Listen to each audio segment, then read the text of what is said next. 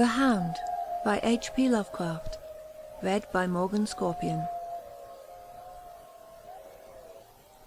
In my tortured ears there sounds unceasingly a nightmare whirring and flapping, and a faint, distant baying as of some gigantic hound. It is not a dream, it is not, I fear, even madness, for too much has already happened to give me these merciful doubts. St. John is a mangled corpse. I alone know why, and such is my knowledge that I am about to blow out my brains for fear I shall be mangled in the same way. Down unlit and illimitable corridors of eldritch fantasy sweeps the black, shapeless nemesis that drives me to self-annihilation. May heaven forgive the folly and morbidity which led us both to so monstrous a fate. Wearied with the commonplaces of a prosaic world, where even the joys of romance and adventure soon grow stale, St. John and I had followed enthusiastically every aesthetic and intellectual movement which promised respite from our devastating ennui. The enigmas of the symbolists and the ecstasies of the pre-Raphaelites all were ours in their time, but each new mood was drained too soon of its diverting novelty and appeal. Only the sombre philosophy of the decadents could help us, and this we found potent only by increasing gradually the depth and diabolism of our penetrations. Baudelaire and Huysmans were soon exhausted of thrills, till finally there remained for us only the more direct stimuli of unnatural personal experiences and adventures. It was this frightful emotional need which led us eventually to that detestable course which even in my present fear I mention with shame and timidity, that hideous extremity of human outrage, the abhorred practice of grave-robbing. I cannot reveal the details of our shocking expeditions, or catalogue even partly the worst of the trophies adorning the nameless museum we prepared in the great stone house where we jointly dwelt, alone and servantless. Our museum was a blasphemous, unthinkable place, where with the satanic taste of neurotic virtuosi we had assembled an universe of terror and decay to excite our jaded sensibilities. It was a secret room, far, far underground, where huge winged demons, carven of basalt and onyx, vomited from wide grinning mouths weird green and orange light, and hidden pneumatic pipes ruffled into kaleidoscopic dances of death the lines of red charnel things, hand in hand, woven in voluminous black hangings. Through these pipes came at will the odours our moods most craved, sometimes the scent of pale funeral lilies, sometimes the narcotic incense of imagined eastern shrines of the kingly dead, and sometimes, how I shudder to recall it, the frightful, soul-upheaving stenches of the uncovered grave. Around the walls of this repellent chamber were cases of antique mummies, alternating with comely, lifelike bodies perfectly stuffed and cured by the taxidermist's art, and with headstones snatched from the oldest churchyards of the world. Niches here and there contained skulls of all shapes, and heads preserved in various stages of dissolution. There one might find the rotting, bald pates of famous noblemen, and the fresh and radiantly golden heads of new-buried children. Statues and paintings there were, all of fiendish subjects, and some executed by St. John and myself. A locked portfolio, bound in tanned human skin, had certain unknown and unnameable drawings which it was rumoured Goya had perpetrated but dared not acknowledge. There were nauseous musical instruments, stringed, brass, and woodwind, on which St. John and I sometimes produced dissonances of exquisite morbidity and cacodemoniacal ghastliness, whilst in a multitude of inlaid ebony cabinets reposed the most incredible and unimaginable variety of tomb loot ever assembled by human madness and perversity. It is of this loot in particular that I must not speak. Thank God I had the courage to destroy it long before I thought of destroying myself. The predatory excursions on which we collected our unmentionable treasures were always artistically memorable events. We were no vulgar ghouls, but worked only under certain conditions of mood, landscape, environment, weather, season, and moonlight. These pastimes were to us the most exquisite form of aesthetic expression, and we gave their details a fastidious technical care. An inappropriate hour, a jarring lighting effect, or a clumsy manipulation of the damp sod would almost totally destroy for us that ecstatic titillation which followed the exhumation of some ominous, grinning secret of the earth. Our quest for novel scenes and piquant conditions was feverish and insatiate. St. John was always the leader. and he it was who led the way at last to that mocking, accursed spot which brought us our hideous and inevitable doom. By what malign fatality were we lured to that terrible hole in churchyard? I think it was the dark rumour and legendary, the tales of one buried for 5 centuries, who had himself been a ghoul in his time and had stolen a potent thing from a mighty sepulchre. I can recall the scene in these final moments. The pale autumnal moon over the graves casting long, horrible shadows.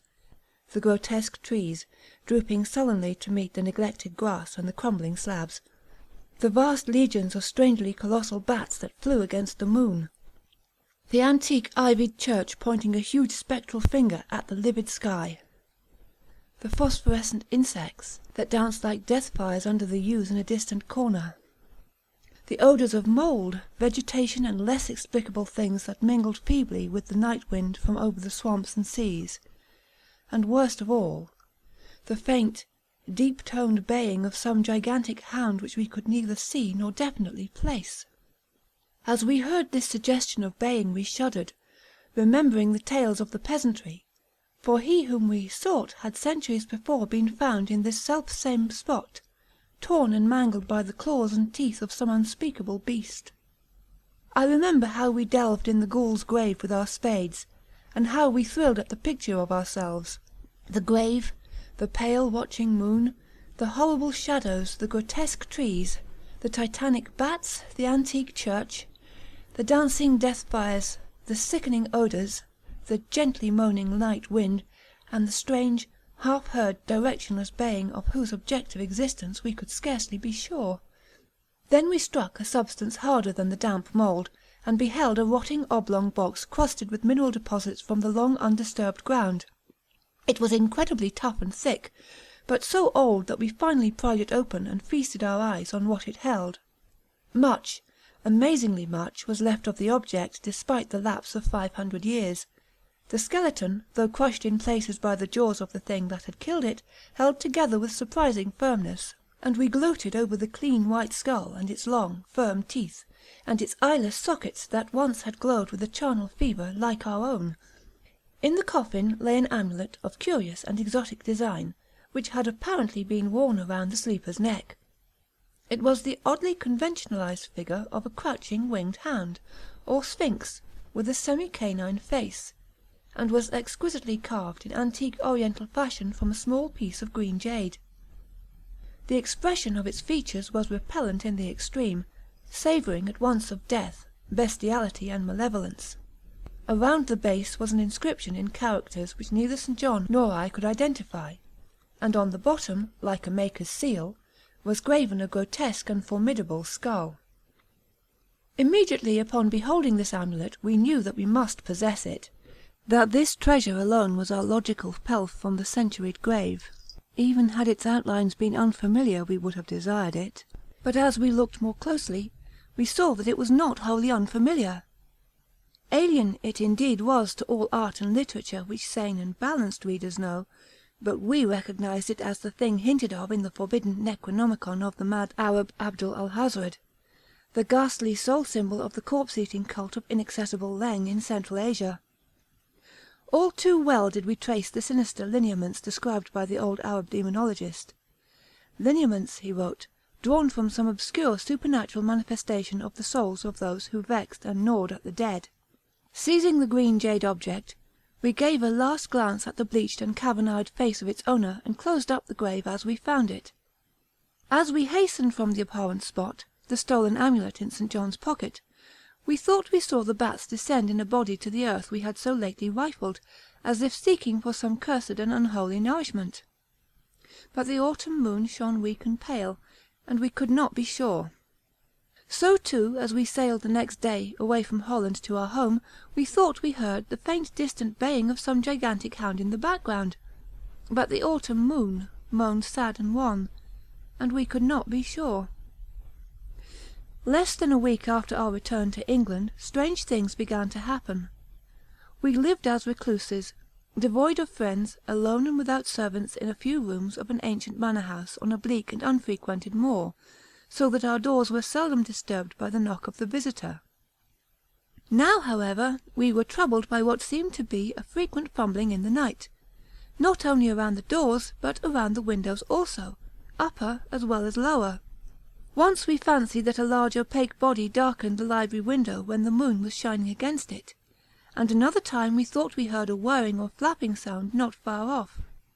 On each occasion investigation revealed nothing, and we began to ascribe the occurrences to the imagination which still prolonged in our ears the faint, far baying we thought we had heard in the Holland churchyard. The jade amulet now reposed in a niche in our museum, and sometimes we burned a strangely scented candle before it. We read much in Alhauswit's Necronomicon about its properties, and about the relation of ghouls' souls to the objects it symbolized, and were disturbed by what we read. Then terror came. On the night of September the 24th, I heard a knock at my chamber door. Fancying it St. John's, I bade the knocker enter, but was answered only by a shrill laugh. There was no one in the corridor. When I aroused St. John from his sleep, he professed entire ignorance of the event, and became as worried as I. It was the night that the faint, distant baying over the moor became to us a certain and dreaded reality. 4 days later, whilst we were both in the hidden museum, there came a low, cautious scratching at the single door which led to the secret library staircase. Our alarm was now divided, for, besides our fear of the unknown, we had always entertained a dread that our grisly collection might be discovered. Extinguishing all lights, we proceeded to the door and threw it suddenly open, whereupon we felt an unaccountable rush of air and heard, as if receding far away, a queer combination of rustling, tittering, and articulate chatter. Whether we were mad, dreaming, or in our senses, we did not try to determine. We only realized, with the blackest of apprehensions, that the apparently disembodied chatter was beyond a doubt in the Dutch language. After that, we lived in growing horror and fascination. Mostly we held to the theory that we were jointly going mad from our life of unnatural excitements, but sometimes it pleased us more to dramatize ourselves as the victims of some creeping and appalling doom. Bizarre manifestations were now too frequent to count. Our lonely house was seemingly alive with the presence of some malign being whose nature we could not guess, and every night that demonic baying rolled over the wind-swept moor, always louder and louder. On October the 29th we found in the soft earth underneath the library window a series of footprints utterly impossible to describe. They were as baffling as the hordes of great bats which haunted the old manor house in unprecedented and increasing numbers. The horror reached a culmination on November the 18th, when St. John, walking home after dark from the dismal railway station, was seized by some frightful carnivorous thing and torn to ribbons. His screams had reached the house, and I had hastened to the terrible scene in time to hear a whir of wings, and see a vague black cloudy thing silhouetted against the rising moon. My friend was dying when I spoke to him, and he could not answer coherently. All he could do was to whisper, "The amulet! That damned thing!" Then he collapsed, an inert mass of mangled flesh. I buried him the next midnight in one of our neglected gardens, and mumbled over his body one of the devilish rituals he had loved in life. And as I pronounced the last demoniac sentence, I heard afar on the moor the faint baying of some gigantic hound. The moon was up, but I dared not look at it, and when I saw on the dim-lighted moor a wide nebulous shadow sweeping from mound to mound, I shut my eyes and threw myself face down upon the ground. When I arose trembling, I knew not how much later, I staggered into the house, and made shocking obeisances before the enshrined amulet of green jade. Being now afraid to live alone in the ancient house on the moor, I departed on the following day for London, taking with me the amulet after destroying by fire and burial the rest of the impious collection in the museum. But after 3 nights I heard the baying again, and before a week was over, felt strange eyes upon me whenever it was dark. One evening, as I strolled on Victoria Embankment for some needed air, I saw a black shape obscure one of the reflections of the lamps in the water.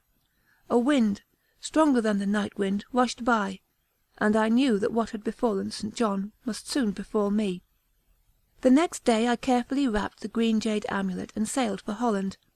What mercy I might gain by returning the thing to its silent sleeping owner I knew not, but I felt that I must try any step conceivably logical. What the hound was, and why it had pursued me, were questions still vague, but I had first heard the baying in that ancient churchyard, and every subsequent event, including St. John's dying whisper, had served to connect the curse with the stealing of the amulet.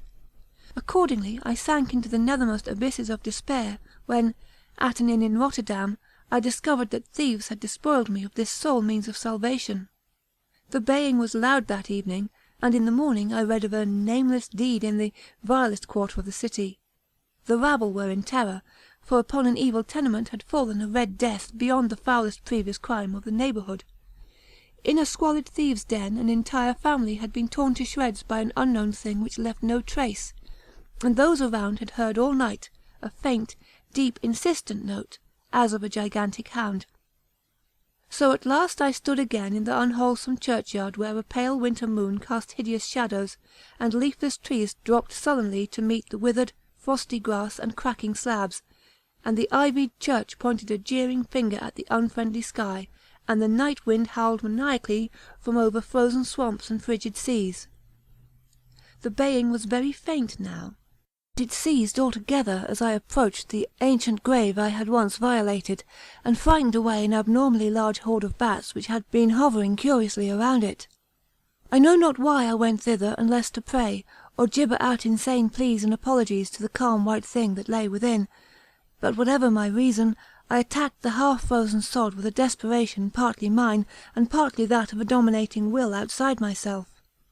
Excavation was much easier than I expected, though at one point I encountered a queer interruption, when a lean vulture darted down out of the cold sky and pecked frantically at the grave earth until I killed him with a blow of my spade.